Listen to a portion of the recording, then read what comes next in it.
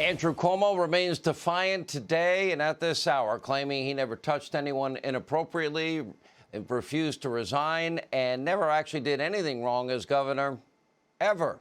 But all seeming to have zero impact on the growing calls from within his own Democratic Party for him to leave and resign. Here's Cuomo earlier today. Take a look. I now understand that I acted in a way that made people feel uncomfortable. And I want you to know this from me directly. I never touched anyone inappropriately. And you are right. You can find hundreds of pictures of me making the same gesture with hundreds of people, women, men, children, etc.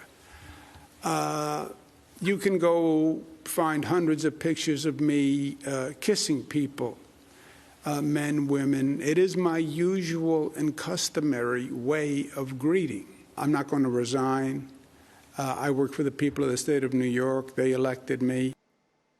And don't forget, it was Andrew Cuomo himself who was the first to call for many others to resign immediately amid harassment allegations. One government watchdog told the New York Post, quote, "Not so long ago, Governor Cuomo demanded 2 assembly members immediately deny allegations or resign."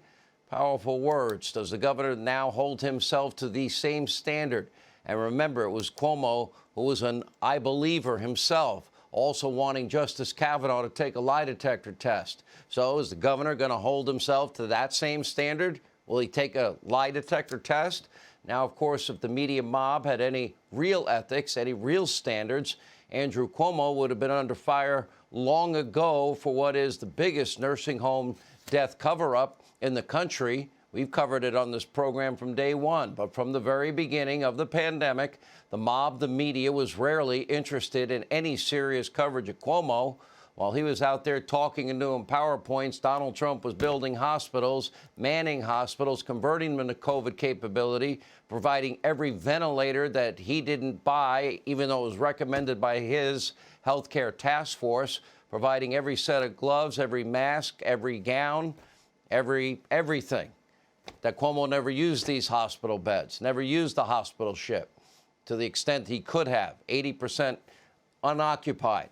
We saw headlines all throughout the beginning of COVID, why we are crushing on Andrew Cuomo right now. A piece in the New York Times entitled, "Andrew Cuomo is the control freak that we need right now." Some even referred to themselves as Cuomo sexuals. Whatever the hell that means, I have no idea. The demands for transparency, accountability should have started last spring, but the mob, the media, they were too busy swooning over his PowerPoint press conferences.